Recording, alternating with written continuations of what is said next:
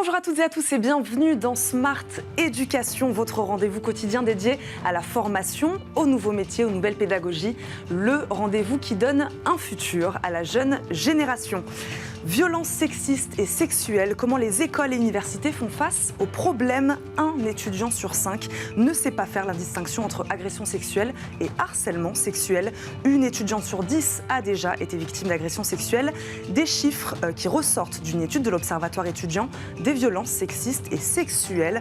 Comment faire plus de lumière sur ce phénomène, plus de pédagogie, comment l'endiguer? Réponse justement avec la présidente de l'Observatoire étudiant des violences sexistes et sexuelles, Iris Maréchal, bonjour. Bonjour. Bienvenue sur le plateau de Smart Éducation. Nous aurons également aujourd'hui un exemple concret de lutte contre ces violences avec Marie Courtois, directrice de l'expérience étudiante à l'ESCA et responsable du dispositif contre les violences sexistes et sexuelles. Bonjour. Bonjour. Bienvenue également à vous sur ce plateau.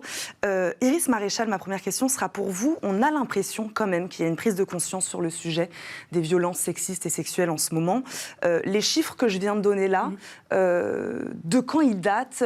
Comment ça a évolué ces dernières années, ces derniers mois? Alors les chiffres datent de notre rapport de l'année dernière, donc, qui contient les réponses de plus de 10 000 étudiants. Donc c'est le plus gros rapport sur la question.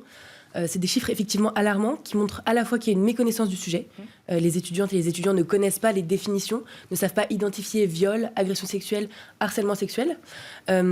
Le rapport montre aussi que les violences sont présentes partout, dans l'intégralité de l'enseignement supérieur, que ce soit les universités, les grandes écoles. Et c'est vrai que ces chiffres-là donc, datent d'il y a un an, mais on voit aujourd'hui, donc, via la libération de la parole actuelle, donc il y a eu Sciences Po, on a parlé de Centrale Supélec récemment, on voit qu'en fait, les chiffres sont les mêmes. Quand on regarde la proportion à Centrale Supélec, on a 28 viols, 80 agressions sexuelles.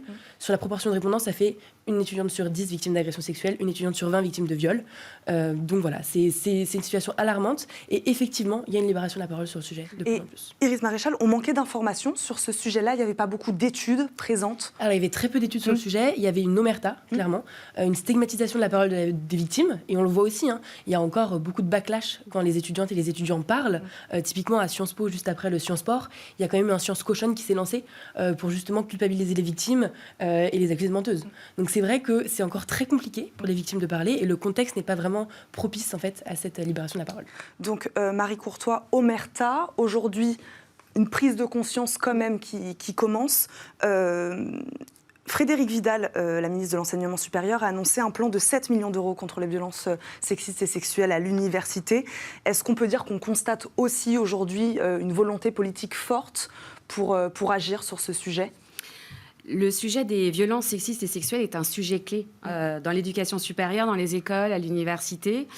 Et c'est un sujet dont les écoles comme l'ESCA se sont emparées.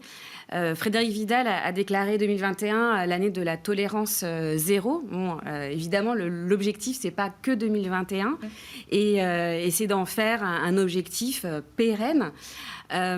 Ensuite, en effet, le MESRI, le ministère de l'Enseignement supérieur et de la Recherche, a mis sur la table un budget et des vraies communications envers les universités, envers les écoles, pour nous soutenir dans notre travail au quotidien de lutte contre les violences sexistes et sexuelles. Vous vous sentez accompagnée, donc, par le ministère ? Nous sommes accompagnés. Nous avons aussi, en parallèle à l'ESCA, mis en place une politique très stricte de lutte contre les violences sexistes et sexuelles qui dépasse l'information, la prévention. Ça, c'est très, très important. On en parlait, la sensibilisation, l'information. C'est la première étape, on va dire. Exactement. Et à l'ESCA, par exemple, nous avons mis aussi en place des actions. On sort en fait de la posture. C'est très bien de faire des campagnes de prévention et d'information, mais quelles sont les ressources que l'on met pour soutenir cette politique de tolérance zéro? Eh ben, on va rentrer dans le détail, Marie Courtois, de ce que vous faites concrètement à l'ESCA, des solutions que vous proposez pour endiguer ce phénomène. Juste peut-être, petite question, Iris Maréchal, effet de groupe, manque d'éducation, quelles sont selon vous les principales causes de ces agressions, de ces violences aujourd'hui au sein de l'enseignement supérieur? Alors, c'est vrai que déjà, faut le répéter, mais la principale cause, c'est évidemment l'agresseur. Il n'y a pas vraiment de raisons qui peuvent dédouaner un agresseur, ça c'est clair. En revanche, c'est vrai que dans notre rapport, on interrogeait les étudiantes et les étudiants pour essayer de comprendre pourquoi l'enseignement supérieur est propice.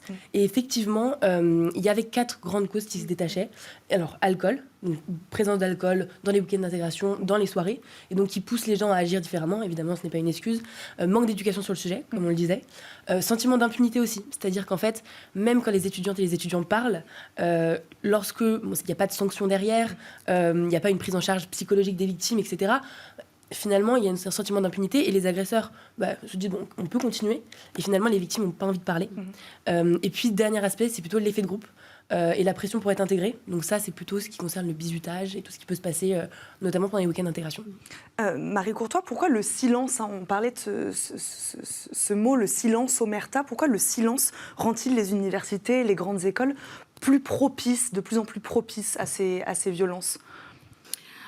De parler, déjà, ça peut endiguer ce phénomène. Alors, je pense que la question, c'est plus comment on ouvre la parole et qu'est-ce que les écoles et les universités peuvent mettre en place pour ouvrir cette parole. Par exemple, à l'ESCA, comme je vous le disais, on a mis en place toute une campagne de prévention et sensibilisation.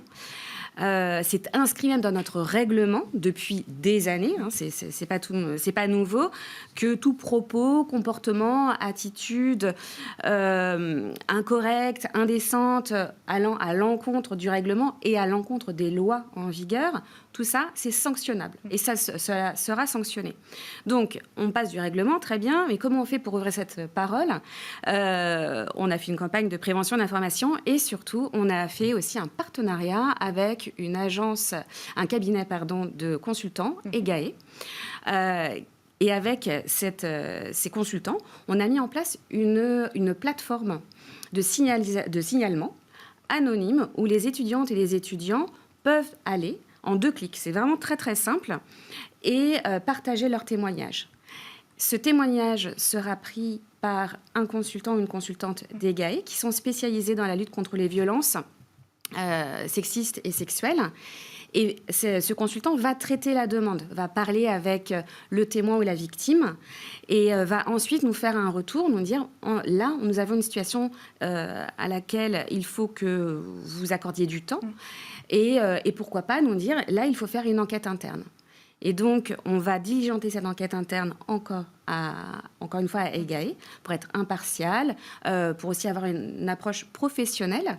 Quel retour d'expérience pouvez-vous déjà en faire ? Est-ce que vous avez des retours même de la part du corps enseignant, des étudiants ? Ils sont sensibles à cette démarche-là, ils vous disent merci. Enfin, voilà, quel retour d'expérience pouvez-vous nous faire déjà ? Tout à fait. On a lancé notre campagne d'information et de prévention avec cette plateforme au début du mois.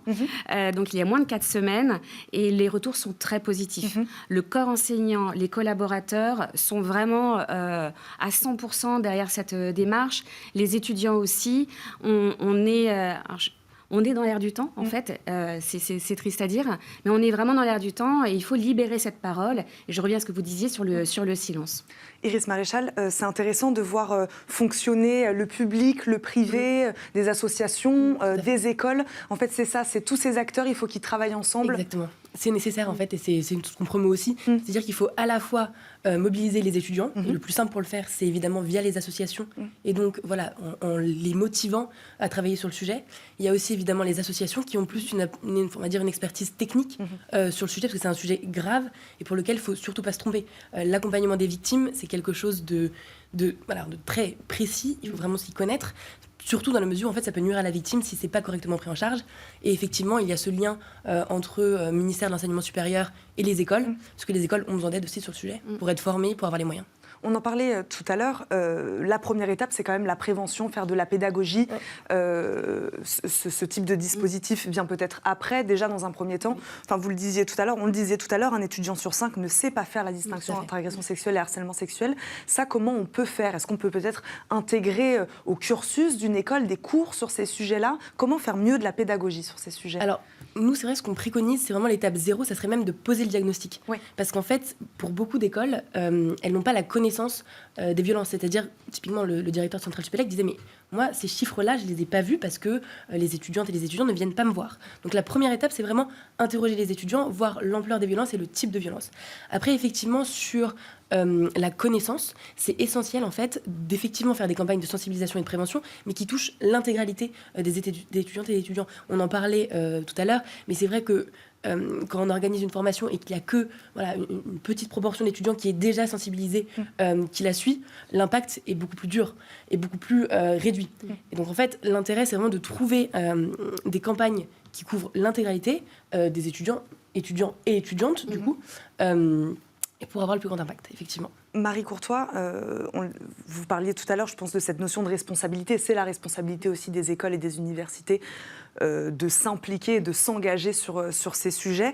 Elles peuvent être tenues responsables juridiquement, ces écoles, quand il arrive des cas de violences sexistes et sexuelles. Tout à fait. Nous avons une obligation d'agir. Je vous parlais d'enquête. Ouais. On n'est pas policier, mais on a une obligation de faire une enquête administrative quand nous saurons monter des faits d'agression sexuelle et de viol.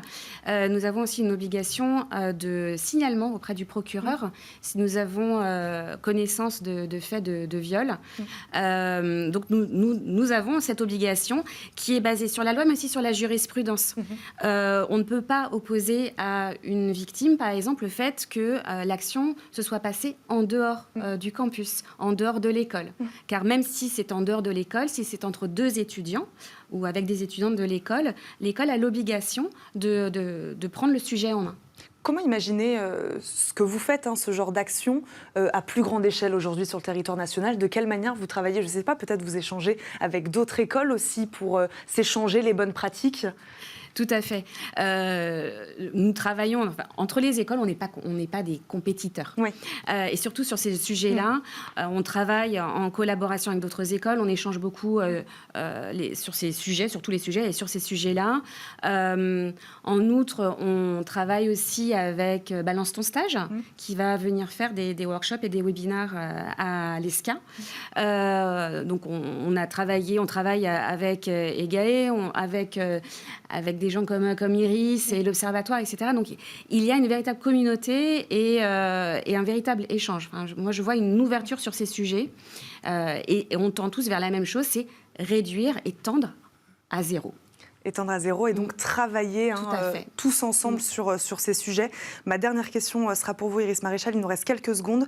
On a parlé donc de l'enseignement supérieur. Ces violences, elles peuvent se perpétuer ensuite dans le monde du travail. C'est pour ça qu'il faut les endiguer le plus tôt possible. Il faut vraiment briser la chaîne dès le début. Alors c'est un travail qui peut commencer même avant, dans l'éducation primaire, et même c'est un travail que la famille peut apporter dès le début, en fait, en éduquant leurs enfants sur ces thématiques-là. Mais effectivement, ce qu'on voit, et vous en parliez, c'est que c'est des violences qui vont être perpétrées dans le domaine des stages, dans le monde du travail, dans la vie conjugale.